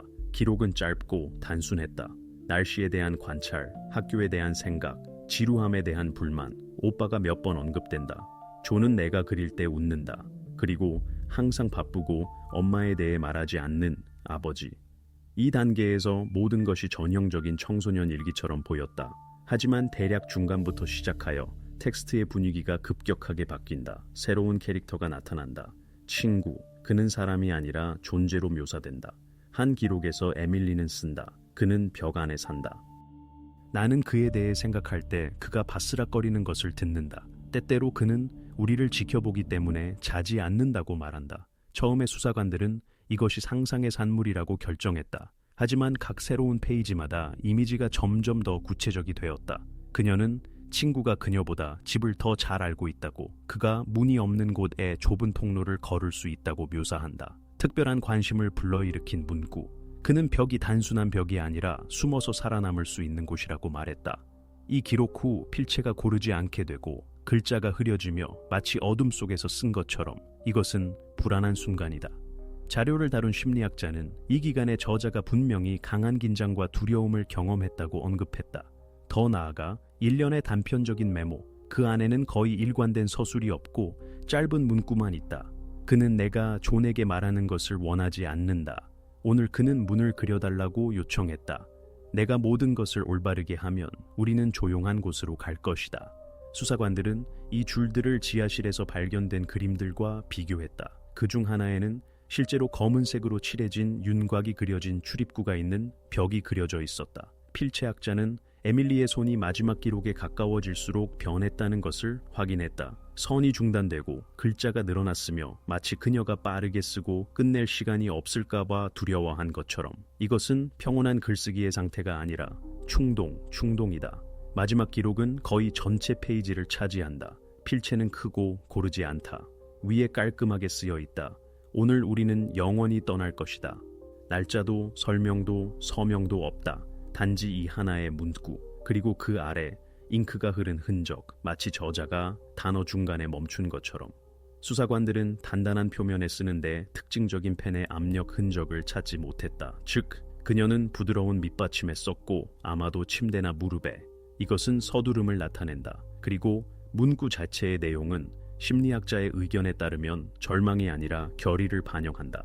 그녀는 두려워하지 않았다. 그녀는 무언가를 할 준비를 하고 있었다. 이 세부 사항은 수사 과정을 뒤집었다. 왜냐하면 이 순간까지 에밀리는 불명확한 상황에서 사라진 희생자로 인식되었기 때문이다. 하지만 일기는 보여주었다. 그녀는 아마도 스스로 떠나기로 결정했다. 또는 적어도 혼자가 아니라고 믿었다. 감식반은 필체와 검게 변한 페이지 가장자리를 비교하여 결론에 도달했다. 마지막 기록은 실종 하루 이틀 전에 작성되었다. 그리고 그녀의 말을 믿는다면 그때 집에서 일어나는 모든 것이 갑작스럽지 않았다. 그것은 준비되고 있었다. 이 문서는 새로운 출발점이 되었다. 왜냐하면 이제 수사는 실종의 물리적 측면뿐만 아니라 심리적 측면도 고려했기 때문이다. 그 친구는 누구였는가? 그녀는 누구와 함께 떠날 준비를 하고 있었는가? 이것은 환상이었는가? 도망치려는 시도였는가? 아니면 누군가의 주입된 생각이었는가? 수사관들은 이해했다. 이 줄들 뒤에는 신비주의가 아니라 인간의 행동이 숨어 있다. 이 집에 누군가 에밀리가 쓴 것에 대해 알고 있었다. 누군가 이 일기를 다른 사람들보다 먼저 읽었다. 그리고 바로 이 사람이 아마도 이제 다시 그 이야기를 반복하려고 하고 있다. 일기의 전문 분석이 발표된 후 수사관들은 집으로 돌아가기로 결정했다. 이제 거주지로서가 아니라 잠재적인 증거의 원천으로. 이 시점에서 분명해졌다. 전체 이야기에는 단순한 우연의 연쇄를 믿기에는 너무 많은 우연이 있다. 그리고 일기의 문구, 벽 안에 사는 친구, 더 이상 어린이의 환상처럼 들리지 않았다. 지역시청의 건축가가 건물의 오래된 설계도를 제공했다. 힐의 집은 60년대에 지어졌고 그 다음 여러 번 재건되었다. 계획은 명확하지 않았고 손으로 쓴 서명이 있었지만 무언가 즉시 눈에 띄었다. 거실 공간 사이에 이상한 간격, 환기 샤프트도 파이프도 아닌 단순한 공백, 특히 계단과 2층 복도 지역에서. 도면에서는 마치 공간의 일부가 단순히 사라진 것처럼 보였다. 마치 누군가 일부러 미터 정도의 벽을 숨긴 것처럼. 처음에는 이것이 제도사의 실수라고 생각했지만 검사에서 밝혀졌다. 아니, 이것은 현실이다. 벽 중 하나에서 실제로 두드리면 둔한 소리가 들렸다. 돌도 콘크리트도 아닌 공동. 그때 건축 전문가들을 초대했다. 그들은 열화상 카메라를 가져와서 벽의 온도 분포를 확인했다. 그리고 거의 전체 벽을 따라 길지만 60cm를 넘지 않는 폭의 좁은 닫힌 공간에 명확한 윤곽을 기록했다. 열기로 결정했다. 먼저 조심스럽게 장식 패널을 제거했다. 그 뒤에는 오래된 나무가 있었고 고르지 않으며 곳곳에 썩었다. 그 다음 회반죽층, 분명히 나머지 마감재보다 나중에 바른 것. 그리고 마침내 나무 칸막이 뒤에 공백. 안으로 이어지는 좁은 통로, 오래된 먼지, 거미줄과 바닥에 흔적의 얇은 길. 인간의 것이 아니라 오히려 무언가를 끌거나 옮긴 흔적. 손전등을 켰을 때 통로가 더 멀리 다른 벽으로 이어지는 것을 볼 수 있었다. 거기에는 계산에 따르면 막다른 골목이 있어야 했지만 열화상 카메라는 반대를 보여주었다. 마치 그 뒤에 또 다른 공간이 있는 것처럼. 그때 그쪽도 열었다. 그리고 눈앞에 모두의 순간적으로 목이 마르게 만든 그림이 펼쳐졌다. 가짜 벽 뒤에는 작은 방이 있었다. 창문도 환기도 없고 천장이 낮으며 마치 삶을 위해서가 아니라 숨기기 위해 지어진 것처럼. 바닥에는 오래된 매트리스가 놓여있고 옆에는 양철 깡통, 천 조각과 작은 손전등. 이 모든 것이 빽빽한 먼지층으로 덮여 있지만 물건의 배치 자체가 이상했다. 그것들은 버려진 것처럼 보이지 않았다. 오히려 서둘러 하지만 조심스럽게 남겨진 것. 벽에는 오래된 페인트의 흔적, 곳곳에 어린이 그림이 드러났다. 지하실에서 발견된 것과 같은 방식, 고르지 않은 선, 단순한 인물, 그리고 모서리에 십자가로 가로질러진 문 형태의 특징적인 상징. 감식반에게는 의심의 여지가 없었다. 이것이 바로 에밀리가 쓴 그 장소다. 방을 열고 나서 철저히 검사했다. 몇 가지 작은 물건을 발견했다. 단추, 머리끈을 위한 오래된 고무줄과 플라스틱 장난감의 파편. 이 모든 것이 그 시절의 잔재일 수 있었다. 하지만 가장 중요한 것은 공간이 실제로 존재했다는 확인. 즉, 벽 속의 친구는 허구가 아니었다. 누군가 실제로 거기에 있을 수 있었다. 새로운 버전이 나타났다. 집에 아마도 외부인이 숨어 있었다. 유령도 환상의 산물도 아니고 이 벽 안에 살았던, 숨겨진 통로를 통해 이동했던, 관찰했던 사람. 어쩌면 에밀리의 실종에도 참여했을지도 모른다. 이론을 확인하기 위해 환기 샤프트, 지하실, 다락방을 조사했다. 그리고 이 숨겨진 공간으로 이어지는 여러 좁은 통로를 발견했다. 그중 하나는 마이클의 방에 있는 옷장 바로 뒤로 나갔다. 다른 하나는 계단 아래에서 이웃들의 말에 따르면 그가 10대였을 때 자주 앉았던 곳. 수사는 성급한 결론을 내리지 않았지만 이 비밀 복도의 존재 자체가 모든 수사를 뒤집었다. 이제 신비한 친구에 대한 이야기는 실제 차원을 얻었다. 누군가 벽 안에 살고 일어나는 일을 관찰하고 심지어 밖으로 나올 수 있었다면 이것은 많은 것을 설명했다. 침입 흔적의 부재, 침묵, 이상한 우연. 힐이 새로운 삶을 세우려고 했던 집은 단순한 오래된 건물이 아닌 것으로 밝혀졌다. 그것은 미로였다. 수십 년간 무언가 살았던 또는 숨어 있었던 숨겨진 유기체. 그리고 이제 수사관들은 이해했다. 이 사건을 이해하려면 가족뿐만 아니라 집 자체도 조사해야 한다. 그 과거, 내부, 비밀. 수사관들이 반복 검사를 위해 집으로 돌아왔을 때 관심은 즉시 벽 뒤에 바로 그 통로에 집중되었다. 개방 후 구조를 봉인하지 않았다. 공간을 층별로 현대 흔적학 방법을 적용하여 검사했다. 그리고 곧 새로운 발견이 나타났다. 이 나무 대들보 중 하나에서 바닥에 가까운 곳에서 지문을 발견했다. 약하고 거의 구별되지 않지만 분명히 최근의 것. 먼지가 많지 않고 오래되지 않았으며 아주 최근의 것. 즉 누군가 최근에 거기에 있었다. 이 흔적들은 좁은 통로를 따라 이어졌고 힐의 침실에 인접한 벽에서 사라졌다. 주변 표면이 교란되었고 먼지가 옮겨졌으며 곳곳에 천 입자의 지문이 찍혔다. 감식반에게 이것은 신호였다. 통로는 수사가 시작된 후에 사용되었다. 즉, 집이 경찰의 보호 아래 있은 후 자료를 수집하고 각 지문을 개별적으로 고정했다. 바닥에서 여러 개의 짧은 머리카락과 나무의 불규칙성에 걸린 손톱 조각을 발견했다. 이 모든 것을 DNA 분석을 위해 실험실로 보냈다. 그 당시 수사관들은 결과가 마이클의 참여를 확인할 것이라고 추정했다. 버전은 논리적으로 보였다. 남자는 집을 알고 있었고 통로에 들어갈 수 있었으며 거기에 무엇이든 숨길 수 있었다. 결과가 왔을 때 모든 것이 계획대로 진행되지 않았다. 샘플은 마이클의 프로필과 일치하지 않았다. 하나도. 머리카락으로도 천 입자로도. 이것은 최근 며칠 동안 이 통로에서 그의 존재를 배제했다. 즉 다른 누군가 거기에 있었다. 집에 접근할 수 있었지만 의심을 불러일으키지 않은 누군가. 다음 단계, 집에 살았거나 있었던 모든 사람을 확인. 사라 힐에게서 대조 DNA 샘플을 채취했다. 공식적으로 우연한 일치를 배제하기 위해. 절차는 표준적이었고 특별한 기대는 없었다. 사라는 침착하게 행동했고 약간 당황했지만 이해 없이 동의했다. 실험실이 결과를 제공했을 때 부서에 잠시 멈춤이 있었다. 일치는 100%였다. 발견된 모든 흔적, 머리카락, 피부세포, 천의 미세 입자, 그녀에게 속했다. 오직 그녀에게만. 이것은 전체 수사를 뒤집었다. 왜냐하면 사라는 결코 잠재적으로 관련된 것으로 고려되지 않았기 때문이다. 그녀의 이미지는 의심과 반대였다. 차분하고 억제되어 있으며 겉으로는 당황한 여자로 신문 영상에서 단순히 상실에 대처하지 못한 사람처럼 보였다. 하지만 이제 사실은 다른 것을 말했다.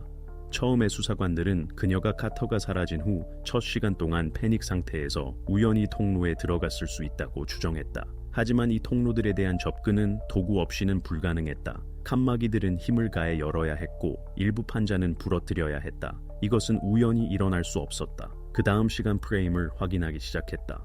미세 입자에 대한 법의학 전문가들은 지문과 천 섬유가 경찰이 도착하기 이틀 이내에 남겨진 것으로 확인했다. 즉 사라는 실종을 신고한 후에 거기에 있었다. 이것은 새롭고 극도로 불쾌한 전망을 열었다. 그녀가 통로의 존재를 알고 있었다면 의식적으로 이 사실을 숨긴 것이다. 그리고 그것들을 사용했다면 최근 사건뿐만 아니라 20년 전에 일어난 일과도 관련이 있을 수 있다는 것을 의미한다.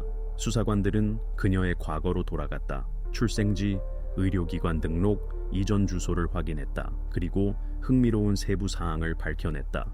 마이클과 결혼하기 전에 사라는 다른 주에서 살았고 그곳에서 이미 유사한 실종이 있었던 도시에서 거기에도 오래된 집과 지하실에서 발견된 유사한 스타일의 그림들이 있었다. 그때 사건은 재판에 이르지 않았다. 증거가 충분하지 않았고 가족이 빠르게 이사했다. 이제 이 연쇄는 규칙성처럼 보였다. 같은 유형의 시나리오, 장소 변경, 사건의 반복, 그리고 중심에는 이 순간까지 단지 외부 증인으로 여겨졌던 사람. 경찰은 살에 대한 감시를 강화했고 집을 24시간 경비에 두었다. 그녀의 신문은 달라졌다. 이제 압박의 요소와 함께, 모순 확인과 함께, 그리고 점차 그녀가 이전에 침묵했던 세부 사항들이 표면에 떠오르기 시작했다. 프로토콜 중 하나에는 수사관의 짧은 메모가 있다. 사라는 집에 대해 말하는 것을 피하고 특히 계단과 벽에 대해 감정적으로 반응하며 거기에는 아무도 살지 않았다고 말하지만 마치 기억하는 것처럼 멈춘다. 수색에 이것은 신호가 되었다. 주요 용의자가 마이클이었던 시나리오가 최종적으로 무너졌다. 무게중심이 이동했다. 이제 모든 증거는 사라 힐로 이어졌다. 아마도 이 벽들에 대해 인정한 것보다 더 많이 알고 있었고, 아마도 남편의 비밀뿐만 아니라 자신의 것도 그 안에 간직하고 있었던 여자. 사라 힐의 신문은 분석 결과를 받은 다음 날 진행되었다. 이것은 더 이상 형식적인 절차가 아니었다. 그녀를 신문한 방은 표준적으로 보였다. 흰 벽, 천장 아래의 카메라, 일방향 유리. 하지만 내부의 분위기는 달랐다. 수사관들은 듣는 것이 아니라 답을 얻으려는 의도로 들어왔다. 그들은 손에 증거를 가지고 있었고, 사라에게 남은 것은 그것들을 설명하거나 자신의 연루를 최종적으로 확인하는 것뿐이었다. 그녀에게 가장 먼저 보여준 것은 사진들이었다. 벽에서 발견된 작은 증거들, 머리카락, 천 조각, 대들보의 지문. 이 모든 것은 사건 번호가 있는 공식 표시가 동반되었다. 수사관 중 한 명이 압박 없이 침착하게 말했다. 이것은 모두 당신입니다. 사라는 사진들을 오랫동안 보았고 깜빡이지 않았다. 얼굴에는 놀람이 반영되지 않았다. 오히려 감정을 읽기 어려운 공허함. 처음에 그녀는 부인했다. 침착하게, 히스테리 없이. 그 통로들에 결코 들어가지 않았고 그것들에 대해 알지도 못했다고 말했다. 그 다음 침묵했다. 침묵은 거의 5분간 지속되었다. 길고 긴장되며 마이크가 삐걱거리는 소리만 들릴 때 그녀의 호흡이 고르지 않게 되었고, 어느 순간 물 한 잔을 요청했다. 수사관은 기다렸다. 압박도 없고 단지 침묵과 존재만. 대화가 재개되었을 때 톤이 바뀌었다. 사라는 빠르게, 끊어지며, 하지만 눈물 없이 말하기 시작했다. 그녀의 문구들은 두려움에 기반한 방어처럼 들렸다. 그녀는 통로들이 그들이 도착하기 훨씬 전부터 존재했고, 집이 단순하지 않으며 안에서 설명할 수 없는 일들이 일어났다고 주장했다. 이 말들에 수사관들은 서로를 쳐다봤지만 계속 들었다. 그들에게 이것은 친숙한 전환이었다. 부정에서 정당화 찾기로 점차 감정적 긴장이 커졌다. 사라는 흔들리기 시작했고 한 주제에서 다른 주제로 뛰어넘었으며 같은 문구들을 반복했다. 어느 순간 그녀는 말했다. 나는 발소리를 들었습니다. 밤에. 그것들은 벽 뒤에 있었습니다. 수사관이 침착하게 정확히 누구를 들었는지 물었다. 이 질문에 그녀는 대답하지 않았고 단지 벽을 보았으며 마치 귀를 기울이는 것처럼. 그 다음 멈춤, 길고 둔한, 그리고 갑자기 완전히 다른 목소리로 조용하고 마치 다른 사람의 것처럼 그녀는 말했다. 나는 그를 구하고 있었습니다. 이 집으로부터. 이 문구는 마치 그녀가 미리 말할 것을 알고 있었던 것처럼 들렸다. 자백이 아니라 무언가를 설명해야 하는 진술처럼. 수사관들은 그녀의 말을 기록했지만 방해하지 않았다. 사라는 테이블을 보았고 그 다음 덧붙였다. 그는 그녀를 본다고 말하기 시작했습니다. 에밀리를, 그녀가 벽에서 그를 부른다고. 이 말 후에 신문은 평범하지 않게 되었다. 속기록에 기록되었다. 피신 문자는 감정적 긴장 상태에 있으며 일관되지 않게 대답하지만 자신의 말을 인식하고 세부 사항을 기억함. 그녀의 이야기는 기억과 망상의 혼합처럼 보였지만 그 안에서 논리가 느껴졌고 비록 두려움에 의해 왜곡되었지만 그녀는 실종 전 마지막 몇 주 동안 카터가 밤에 깨어나기 시작했다고 이야기했다. 목소리를 듣는다고 말했다. 사라는 처음에 꿈이라고 생각했다고 주장했다. 하지만 그 다음 그녀 자신이 이상한 점들을 알아차리기 시작했다. 옮겨진 물건들, 열린 문들, 누군가 집을 돌아다닌다는 느낌. 마이클은 그녀의 말에 따르면 한마디도 믿지 않았고 그녀가 자신을 긴장시킨다고 생각했다. 수사는 이해했다. 이런 이야기들은 법적 근거가 될 수 없지만 심리적으로 많은 것을 설명했다. 사라가 강한 내적 압박 아래에서 행동했다는 것이 분명해졌다. 그녀의 행동은 공격성이 아니라 보호하려는 시도로 동기부여될 수 있었다. 누군가를 또는 자신을 그녀가 위협으로 인식한 것으로부터. 신문이 끝날 무렵 수사관 중 한 명이 왜 이것에 대해 더 일찍 말하지 않았는지 물었다. 사라는 그를 보았고 말했다. 왜냐하면 아무도 믿지 않았을 것이기 때문입니다. 이 집은 듣기 시작한 사람들을 데려갑니다. 이 말 후에 그녀는 완전히 침묵했다. 수사관들은 그녀를 방에서 데리고 나갔고 부서에서 토론이 시작되었다. 그녀의 이야기에 진실의 일부라도 있다면 수수께끼의 열쇠는 사람들이 아니라 집 자체에 있다는 것을. 그리고 바로 거기로 이제 돌아가야 했다. 몇 시간의 침묵 후 사라는 입장을 바꿨다. 이미 밤에 가까워져서 감방 앞 복도에서 그녀는 수석 수사관과 이야기하고 싶다고 요청했다. 변호사를 요구하지 않았고 조건도 제시하지 않았다. 단지 카터가 어디에 있는지 보여줄 준비가 되어 있다고 말했다. 프로토콜에 기록되었다. 진술은 자발적으로 압박 없이 이루어짐. 처음에는 아무도 믿지 않았다. 모든 모순, 감정적 붕괴와 비논리적 설명 후에 그녀의 말들은 또 다른 주의를 분산시키려는 시도일 수 있었다. 하지만 사라의 목소리에는 히스테리가 없었다. 그녀는 조용하게, 균일하게, 거의 억양 없이 말했다. 마치 결정이 미리 내려진 것 같았고 그녀에게 남은 것은 단지 시작한 것을 끝까지 가져가는 것뿐이었다. 그녀는 정확한 장소를 말했다. 집 뒤에 지하실로 가는 오래된 계단 아래. 거기에는 한때 입구가 있었고 그것을 흙으로 덮었습니다. 사라의 말에 따르면 거기에는 수년간 아무도 쳐다보지 않았다. 수사관들은 마당의 이 구석을 알고 있었다. 눈에 띄지 않고 풀이 우거진 헛간 뒤의 구역. 오래된 계획에는 거기에 실제로 지하실이 표시되어 있었지만 초기 검사 중에는 찾지 못했다. 경찰이 즉시 출발했다. 구역을 봉쇄했고 투광 조명의 빛이 뒷마당을 비췄다. 나무 계단의 기초에서 파기 시작했고 거의 즉시 삽이 단단한 표면에 부딪혔다. 흙과 쓰레기로 덮인 콘크리트 맨홀. 그 뚜껑을 땅에서 거의 구별할 수 없었다. 크라우바를 사용해야 했다. 콘크리트가 떨어졌을 때 안에서 습기가 풍겼다. 지하실은 깊지 않았지만 입구가 좁아서 성인은 잡을 수 없을 것이었다. 구조대원 중 한 명이 먼저 내려갔다. 몇 초간 그는 침묵했고 그 다음 신호를 보냈다. 어둠에서 억눌린 목소리가 들렸다. 피곤했지만 살아있는. 이것은 카터였다. 모든 참석자들이 얼어붙었다. 비명도 패닉도 없었다. 단지 의사의 짧은 명령. 조용히 조심스럽게. 그를 손으로 위로 올렸다. 그는 사라졌을 때와 같은 옷을 입고 있었다. 얼어붙었고 약해졌지만 살아있었다. 그는 손에 오래된 손전등을 들고 있었다. 나중에 벽 뒤의 비밀방에서 발견된 바로 그것으로 확인되었다. 모두에게 이것은 아무도 이미 기대하지 않았던 순간이 되었다. 몇 주간의 수색, 끝없는 버전과 거짓 흔적 후에 살아있는 사람, 문에서 몇 걸음 떨어진 곳에서 이 모든 시간 동안 집에 있었다. 카터에게 즉시 응급차를 불렀다. 의료진이 확인했다. 부상의 흔적이 없고 전반적인 상태는 안정적이다. 그들의 말에 따르면 그는 거기에 최소 이틀간 있었고 벽을 타고 흐르는 물을 마셨다. 그리고 특히 이상한 것은 방에서 투쟁의 징후가 없었다는 것이다. 밧줄의 흔적도 빠져나가려는 시도도 없었다. 수사관들이 사라에게 왜 이것에 대해 더 일찍 말하지 않았는지 물었을 때 그녀는 침착하게 대답했다. 나는 그가 듣는 것을 멈출 때까지 기다렸습니다. 이 말들을 아무도 즉시 이해하지 못했다. 나중에야 그녀의 행동을 연구하고 신문 녹음을 듣기 시작했을 때 분명해졌다. 사라는 집 자체가 위험하다고 믿었다. 카터를 땅 아래에 숨김으로써 그녀는 마치 그를 벽 안에 사는 무언가로부터 구하고 있다고 지하실을 봉인했고 구역을 격리했다.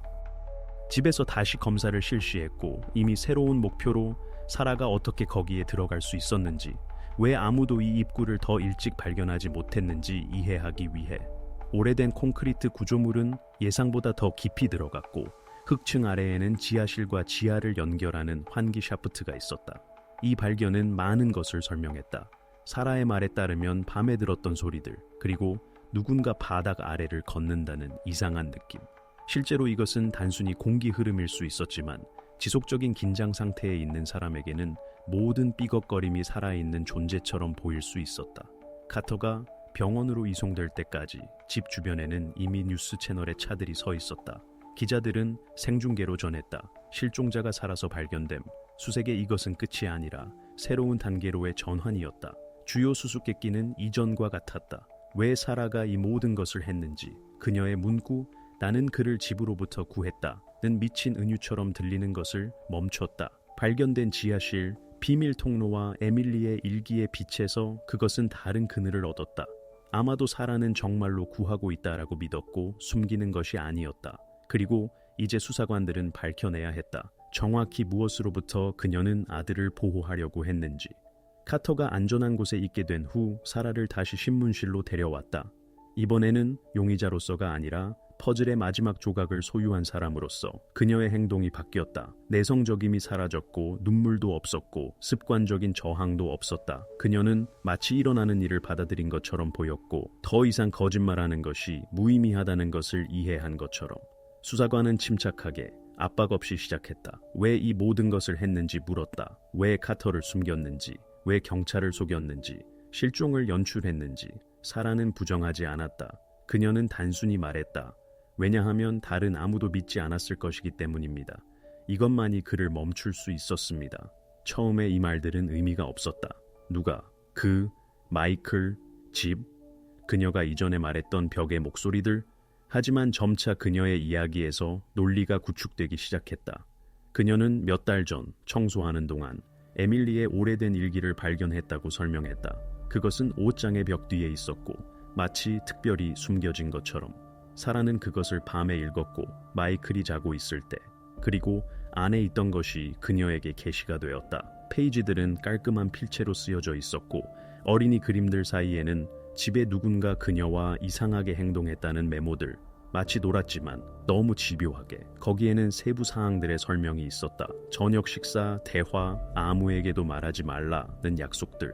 사라는 구체적인 말들을 발음하지 않았지만 수사관들은 함축된 의미를 이해했다. 그녀는 그 줄들에서 정확히 무엇이 암시되었는지 소리내어 말할 수 없었다. 일기를 읽은 후 사라는 마이클이 한때 에밀리가 살았던 바로 그 방에서 카터와 점점 더 많은 시간을 보내기 시작했다는 것을 알아차리기 시작했다. 그는 이것을 간단하게 설명했다. 아들이 가족의 역사를 알기를 원했다.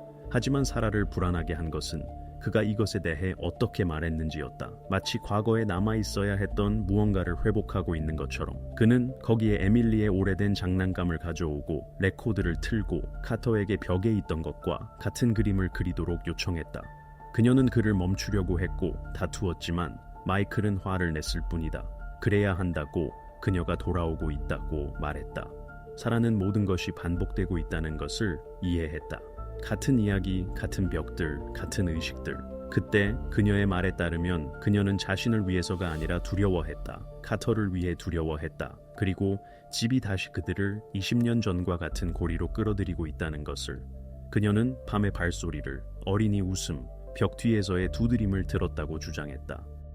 때때로 목소리들, 마치 누군가 마이클과 대화하는 것처럼. 그가 혼자 남았을 때 사라는 집이 남자들을 데려간다고 생각했다. 그 안에 무언가가 그들에게 작용하여 다른 사람의 행동을 반복하게 만든다고. 그녀의 행동은 절망적이었다. 그녀는 실종을 연출하기로 결정했다. 복수해서가 아니라, 이익을 위해서가 아니라 주의를 끌기 위해 경찰이 집으로 돌아와서 그녀 자신이 증명할 수 없는 것을 찾도록. 그녀는 혼자서는 대처할 수 없다는 것을 이해했고 이 반복을 멈출 유일한 방법은 모든 것을 크게 만드는 것이었고, 심지어 자신의 자유를 희생하더라도. 어느 순간 그녀는 고개를 숙이고 조용히 말했다. 나는 그가 죽기를 원하지 않았고 나는 모든 것이 마침내 끝나기를 원했습니다. 수사관은 이 단어를 기록했다. 끝났다. 그에게 그것은 범죄의 자백처럼 들리지 않았고 너무 오래 지속된 사이클을 중단해달라는 간청처럼 들렸다. 신문이 끝났을 때 부서에는 완전한 침묵이 있었다. 그녀의 죄책감을 확신했던 사람들조차 더 이상 그녀를 냉혈한 조종자로 볼 수 없었다. 그녀의 이야기는 광기처럼 들렸지만 이 광기 뒤에는 진실이 느껴졌다. 공식적으로 그녀의 자백은 책임을 면제하지 않았다. 그녀는 사람을 숨겼고 수사를 오도했으며 다른 사람의 생명을 위험에 빠뜨렸다. 하지만 이 모든 것 뒤에 있던 동기는 탐욕적이거나 악의적이지 않았다. 이것은 두려움에서, 그리고 아마도 사랑에서 나온 행동이었다. 같은 저녁 수사관들은 다시 집으로 돌아갔다. 이제 목표가 바뀌었다. 단순히 증거를 수집하는 것이 아니라 사라가 정확히 무엇을 세상에 보여주고 싶었는지 이해하는 것. 전체 이야기의 중심이 된 집은 다시 조사되어야 했다. 이번에는 범죄 현장으로서가 아니라 그녀가 말했던 바로 그 악의 원천으로서. 사라와 마이클 사이의 대질은 아침에 이루어졌다. 같은 장소를 선택했다. 중립적인 신문실, 공기가 항상 필요보다 약간 더 차가운 것처럼 보이는 곳. 테이블 위에는 투명한 봉투에 깔끔하게 포장된 에밀리의 일기가 놓여 있었다. 옆에는 속기록 사본들, 프로토콜들, 비밀 통로들의 사진들. 모든 것이 엄격한 순서로 배치되어 있었고 마치 공간 자체가 마이클이 진실을 말하도록 강제해야 하는 것처럼. 그는 침착하게 방으로 들어왔다. 수갑 없이. 하지만 2명의 경관의 감시 아래 얼굴이 창백하고 시선이 완고하며 입술이 얇은 선으로 압축되어 있다. 언뜻 보기에 이런 것의 중심에 있게 된 것을 마지막까지 믿지 않는 사람, 사라를 나중에 데려왔다. 그녀는 지쳐 보였지만 결연했고 시선을 피하지 않았다. 그 순간 그들 사이에는 습관적인 가족 유대가 없었다. 단지 무거운 기대만. 수사관은 형식적인 것부터 시작했다. 일기에서 발췌한 것을 낭독했다. 방에는 침묵이 걸렸고 이 줄이 들렸을 때 그는 벽 안에 산다고 말하고 나는 이것을 비밀로 유지해야 한다. 마이클은 즉시 반응하지 않았다. 단지 손가락으로 테이블을 두드렸다. 가볍지만 긴장된 움직임. 수사관이 그를 보고 침착하게 말했다.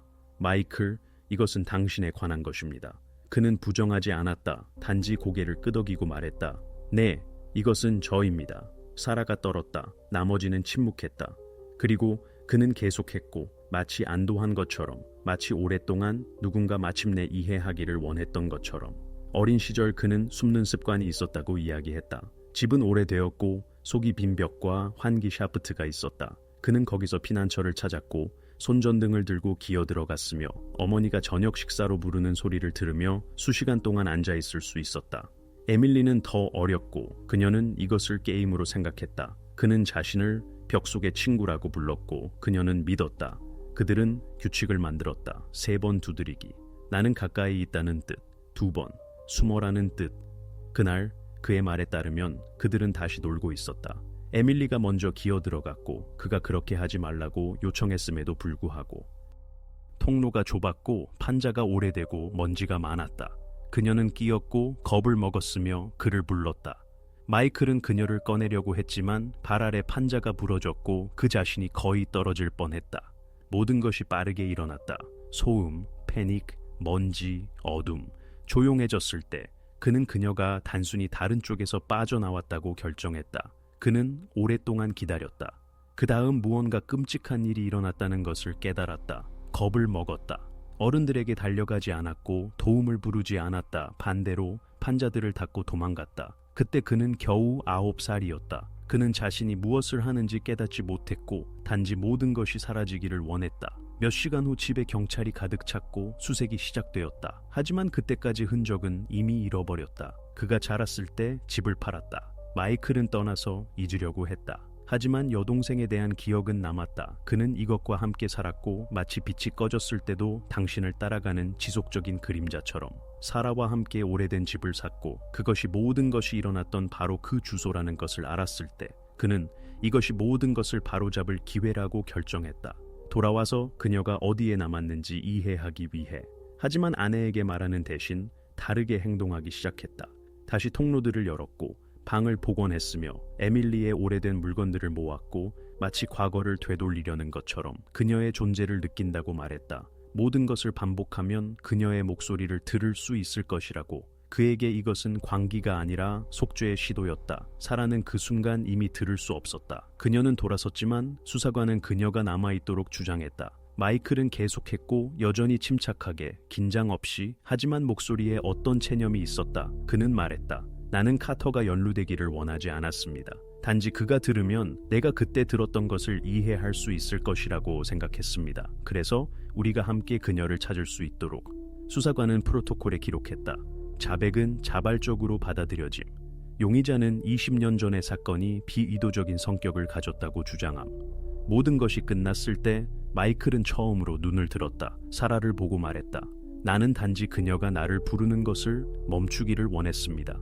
이 문구가 공중에 걸렸다. 그 후에는 더 이상 추가할 것이 없었다. 그 순간 단순한 실종으로 시작하여 전체 도시를 긴장시켰던 이야기가 악행에 관한 것이 아니라 평생의 악몽으로 자란 어린 시절의 실수에 관한 것이라는 것이 분명해졌다. 나머지 모든 것, 수색, 두려움, 실종들, 그날을 살아남지 못한 2아이의 메아리로 밝혀졌다. 이제 수사는 단지 마이클의 말들을 확인하는 것만 남았다. 그리고 모든 것이 일치한다면 단 하나의 과제만 남을 것이다. 모든 것이 시작된 집에 평화를 되돌리는 것. 재판은 오래가지 않았지만 무거움의 느낌을 남겼고 마치 이 벽들 뒤에서 두 사람뿐만 아니라 그들의 두려움의 전체 시대를 심판하는 것처럼. 홀은 가득 찼다. 기자들, 이웃들, 에밀리의 친척들, 지역 행정부의 몇 사람, 모두가 20년간 소문과 추측의 수준에서 살았던 이야기가 어떻게 끝나는지 보러 왔다. 마이클은 침착하게 앉아 있었고 눈을 내렸다. 그의 변호인은 자백이 자발적이었고 진실을 숨길 동기가 더 이상 없었으며 일어난 모든 것이 평생 동안 자신의 이성으로 지불한 어린 시절의 실수의 결과라고 말했다. 정신과 의사들이 확인했다. 그는 억압된 기억과 죄책감과 관련된 장애를 진단받았다. 이 모든 년 동안 그는 마치 그를 놓아주지 않는 여동생의 이미지에서 벗어날 수 없었고 그 다음 집을 통해, 소리들을 통해, 아들을 통해 그녀에 대해 다시 상기시켰다. 사라를 재판에 별도로 데려왔다. 그녀는 지친 것처럼 보였지만 침착했다. 그녀는 저지른 행동 중 어느 것도 부정하지 않았다. 그녀의 변호사는 일어난 모든 것이 절망의 행동이라고 말했다. 그녀는 해를 끼치려고 하지 않았고 도망가지도 숨지도 않았으며 반대로 스스로 수사를 해결책으로 이끌었다. 본질적으로 그녀 없이 이야기는 여전히 오래된 집의 벽에 묻힌 비밀로 남아 있었을 것이다. 검사는 실제 형을 요구했다. 둘되게 거짓 증언을 위해, 사실을 숨긴 것을 위해, 사람을 은폐한 것을 위해. 하지만 여론은 이미 그에게 불리하게 작용하고 있었다. 이것이 범죄에 관한 이야기가 아니라는 것이 너무 분명했다. 이것은 너무 오래 과거의 함정에 살았던 사람들에 관한 이야기였다. 법원은 전문가, 정신과 의사, 감식반의 증언을 들었다. 그 다음 마이클이 발언했다. 그의 말들은 변명처럼 들리지 않았고 오히려 모든 것을 뒤에 남기라는 요청처럼. 그는 말했다. 나는 이것에 대해 더 일찍 말하고 싶었지만 두려웠습니다. 이제 아마도 더 이상 두려워할 것이 없습니다. 그리고 처음으로 오랜 시간 동안 사라를 보았다. 그들은 말을 교환하지 않았지만 이 시선에는 모든 것이 있었다. 죄책감, 비로, 감사. 판결을 침묵 속에서 낭독했다. 법원은 마이클 힐을 어린 시절에 저지른 부주의로 인한 과실치사로 유죄로 인정했다. 사건의 오래됨, 정신장애와 수사에 대한 적극적인 협력을 고려하여 법원은 다음과 같이 결정했다. 처벌로부터 석방, 하지만 의무치료의 배치. 사라는 사람 은폐와 수사 오도로 유죄로 인정되었지만 동기와 그녀의 행동이 결국 범죄 해결에 도움이 되었다는 점을 고려하여 집행유예와 의무심리 치료를 선고받았다. 홀은 판결을 침착하게 받아들였다. 누군가는 더 큰 처벌을 기대했고 누군가는 반대로 그것을 공정하다고 생각했다. 하지만 일반적인 느낌은 하나였다. 끝. 법의 승리가 아니라 너무 오래 끝이 없었던 무언가의 바로 완성. 판결 선고 후 기자들이 검사, 변호사들, 친척들을 둘러쌌다. 마이클을 측면 출구를 통해 데려갔다. 그를 두려워해서가 아니라 언론이 질문으로 그를 찢지 않도록 하기 위해. 사라도 억류하지 않았다. 그녀는 거리로 나갔고 법원 계단에 멈춰 섰으며 오랫동안 한 점을 보았다. 모든 것이 시작된 집은 이미 몇 주 동안 봉인되어 있었다. 당국은 그것을 철거하기로 결정했다. 그 안에는 너무 많은 고통이 있었고 너무 많은 대답되지 않은 그림자가 있었다. 마이클과 작업한 정신과 의사들은 집 자체가 그에게 내부 감옥의 상징이 되었고 죄책감이 막힌 장소가 되었다고 주장했다. 이 장소의 파괴는 치유의 시작이 되어야 했다. 재판은 박수 없이 정의가 이루어졌다는 시끄러운 제목 없이 끝났다. 모든 것이 다르게 보였다. 조용하게, 거의 친밀하게, 마치 도시가 긴 악몽 후에 숨을 내쉰 것처럼. 그리고 수사관들에게 이 사건은 진실이 항상 프로토콜에서 태어나는 것은 아니라는 상기가 되었다. 때때로 그것은 벽에, 일기에, 부러진 목소리에 숨는다. 그리고 마침내 나올 때 안도를 가져오지 않는다. 단지 침묵만. 이 단계에서 수사는 종결된 것으로 간주되었다. 하지만 수사 앞에는 아직 한 가지 과제가 남아 있었다. 집 자체를 연구하는 것. 증거로서가 아니라 현상으로서. 왜냐하면 이상하게도 판결 후에도 사람들은 여전히 밤에 거기서 발소리가 들린다고 말했기 때문이다. 재판 후 마이클과 사라의 이야기는 마치 뉴스에서 녹아 사라진 것처럼 빠르게, 거의 흔적 없이. 하지만 그들의 도시에 살았던 사람들에게 그것은 여전히 오랫동안 놓아주지 않았다. 사람들은 여전히 그 집에 대해 속삭였고 지나갈 때 일부는 그 벽들이 기억한다고 주장했다. 다른 사람들은 마치 거기에 여전히 누군가 있는 것처럼 느꼈다고. 그리고 공식적으로 사건이 종결되었지만 과거의 흔적은 가장 단순한 것들에 남아 있었다. 다른 사람들의 시선에서, 어색한 침묵에서, 다락방을 보는 것을 두려워하는 다른 사람들의 집에서. 판결 후 사라와 카터를 이웃 도시로 옮겼다. 시간이 지나면서 그녀는 양육권을 회복할 수 있었다. 이것은 거의 1년이 걸렸다. 의무 검사, 위원회 회의, 의료 결론과 함께. 하지만 결국 그녀는 모든 것을 처음부터 시작할 수 있도록 허락받았다. 그녀는 교회의 작은 집을 빌렸고 지하실도 다락방도 벽에 틈도 없는 모든 것이 평평하고 새로 칠해졌으며 새로운. 이사 후 그녀가 가장 먼저 한 것은 벽에서 모든 거울을 제거하고 오래된 물건들을 버린 것이라고 한다. 그녀는 마치 과거가 그들의 반영을 보고 돌아올 수 있을까봐 두려워한 것 같았다. 카터는 전문가들의 말에 따르면 빠르게 회복되었다. 그는 일어난 일의 대부분을 기억하지 못했지만 오랫동안 빚 없이 잘 수 없었다. 그에게 심리학자를 배정했고 사라는 그를 모든 세션에 데려갔다. 그녀는 과거를 지우려고 하지 않았지만 더 이상 집에 대해, 아버지에 대해, 에밀리에 대해 말하지 않았다. 모든 대화를 부드럽게 짜증 없이 끊었고 마치 들어가면 안 되는 방으로 가는 문을 닫는 것처럼. 마이클은 치료기관에 남아 있었다. 처음에는 그에 대해 아무것도 들리지 않았다. 편지도 전화도 없었다. 1년 후 그가 다른 주의 민간 클리닉으로 이송되었다는 것이 알려졌다. 의사들은 그가 회복 중이라고 주장했다. 공격성의 발작이 없고 수면이 안정화되었으며 점차 패닉 없이 과거에 대해 말할 수 있는 능력이 돌아오고 있다. 하지만 의사 중 한 명이 말했듯이 그는 현실과 그 집 사이 어딘가에 산다. 그리고 집 자체는 모든 이야기의 중심점이 되었던 곧 사라졌다. 철거 결정은 전문 검사 후에 내려졌다. 건물을 사고 위험으로 인정했다. 노동자들은 나중에 말했고 안의 벽들이 속이 비어 있었고 마치 미로로 짜여진 것 같았다고. 어떤 곳에서는 판자들이 마치 안쪽에서 썩은 것처럼 보였지만 외부에서는 나무가 튼튼해 보였다. 먼지가 천천히 가라앉았고 굴삭기가 마지막 모서리를 잘랐을 때 공기가 잠시 빽빽해졌고 마치 무거운 것처럼. 나중에 주민 중 한 명이 말했다. 그것은 무너지지 않았다. 그것은 마치 녹아 사라진 것 같았다. 집이 있던 곳에는 빈터가 남았다. 땅을 파고 풀을 심었으며 울타리를 세웠다. 새로운 주거 단지를 지을 계획이었지만 단 한 명의 개발업자도 작업을 시작하지 않았다.